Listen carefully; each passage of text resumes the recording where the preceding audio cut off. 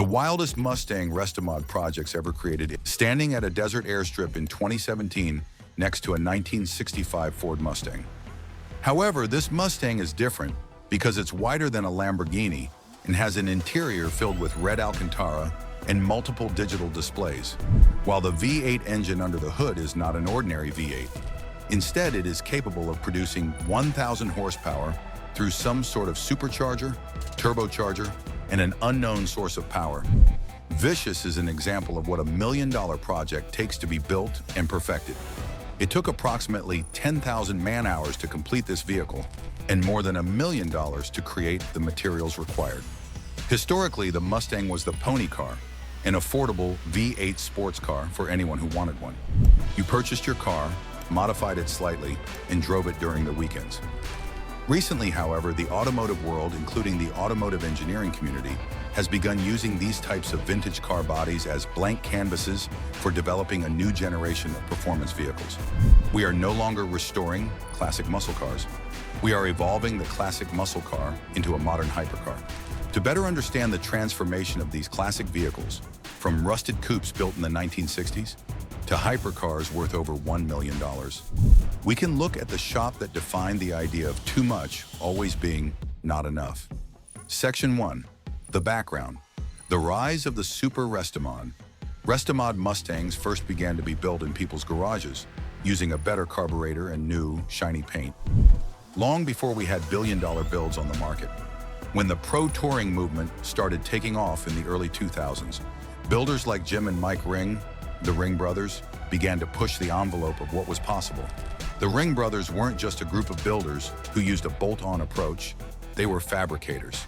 They began to install CNC machine parts and carbon fiber onto cars that had previously only been made of stamped steel and prayer.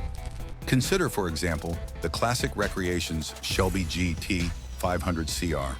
At first glance, it looks just like a 1967 Shelby. However, upon further inspection, you can see that the entire body is made from carbon fiber, woven to be directional at the fiber level. The car is hundreds of pounds lighter than the original for a 1967 car. It's a weight-to-power ratio nightmare for all of today's supercars. What you see here is the tipping point the auto industry, began to recognize the fact that enthusiasts didn't want a nice old car. They wanted the essence of 1965, combined with the brain of what will be in 2026. The passion for this car brought together two distinct worlds, and this quest for perfection led to a car that would eventually bring down the internet and redefine what a Mustang could be. Section 2. The Rule Breaker. Ken Block's Hunicorn.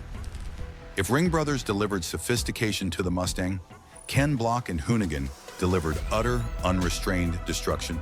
With the introduction of the Hoonicorn RTR to the world in 2014, this appeared to be nothing more than a very muscular version of the classic 1965 Mustang notchback body style from the outside. But good luck finding a Mustang if you look underneath it. The Hunicorn served as a mechanical middle finger to purists everywhere, as it had a custom SADEV all-wheel drive system, which Ford engineers in the 1960s would label as a science fiction system. Powering this vision of a slick, new-age Mustang was an engine so powerful that it could rev up to 9,200 revolutions per minute. And that's a 410 cubic inch Roush Yates 5.8. But the Hunicorn really became history's wildest one-off project when version 2 was completed. The team put two gnarly turbochargers sticking straight out of the hood and then converted the fuel to methanol in preparation for their quest to conquer Pikes Peak. There are 1,400 horsepower in this vehicle. It contains more horsepower than two Mustang GTs, modern models. It also has a higher power-to-weight ratio than a Formula One race vehicle. Only the roof and A-pillars of this vehicle were comprised of parts from the 1965 Mustang. All other components, such as the tubular chassis, inboard suspension, and carbon fiber body panels were designed to accomplish a single purpose: creating tire smoke. The Hunicorn demonstrated to the world that a Mustang could be a rallycross beast. It also became an internet sensation. The Hunicorn proved that with vision and a large budget, there were no limits to how you can use the Mustang platform. While the Hunicorn was intended for the racetrack, another project was developing that would use this no-limits philosophy back on the street, and involved spending an enormous amount of money to accomplish this. Section 3, the $1 million Mustang, Vicious. Whereas the Hunicorn is a tool for destruction, our next project is an example of excess, the creation of a work of art. This vehicle, which we refer to as Vicious, is a product of Timeless Kustoms and is a 1965 fastback Mustang that represents the pinnacle of getting carried away with a dollar figure. When the owner approached our shop, the goal wasn't merely to build another effective Mustang. It was to build a vehicle that would be able to sit next to a Pagani or Bugatti without blinking. To accomplish this task, they had to rethink the concept of the internal combustion engine. Typically, the type of build we're talking about is either using a supercharger for instant torque and acceleration or twin turbos for top-end speed. However, Vicious decided to use both. Vicious utilizes a triple-charge, 5.1-liter Illuminator V8 engine. This is accomplished through the use of two gigantic precision turbochargers feeding air to a Magnuson-designed TVS supercharger. Tuning the engine to its required specifications is mechanically difficult. However, the end result produces an astonishing 1,000 wheel horsepower that is available at almost all RPMs at any given time while you are in the acceleration mode. The engine is only part of this story. The build took more than 1 year, 10,000 hours of continuous labor, 24 hours per day by over 1,000 different people. Every body panel has been widened using sheet metal. The entire vehicle is mounted on a custom Art Morrison chassis, and all brakes are carbon ceramic pulled from a Ferrari. The final cost to build this vehicle, once the dust settled, was said to have exceeded $1 million. It will likely also polarize opinions. There are purists who believe this vehicle is over the top, while there are techies who believe that it is an amazing example of engineering. Nevertheless, Vicious answered the question, what if you took a 60-year-old Ford and built it like a modern-day hypercar? Section 4. The New Frontier.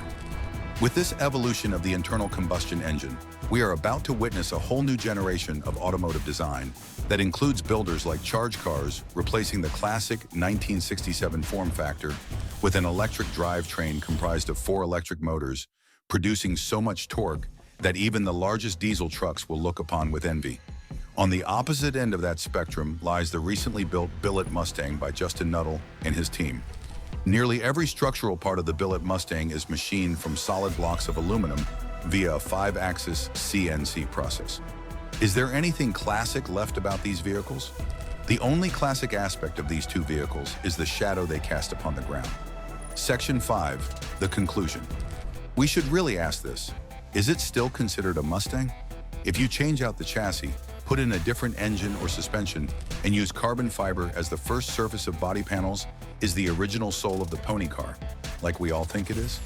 While others think it's a ship of Theseus thing where all you have now is a new vehicle built with the aspirations of an early inventor, both of them have developed the effort to honor their 60-year-old hopes in a whole new time frame with all the new technology of today's manufacturing capabilities.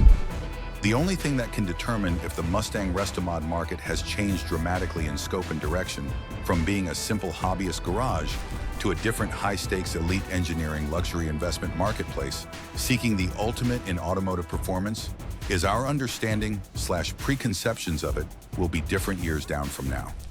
The Mustang was born in the 60s and has not completed its growth evolution yet.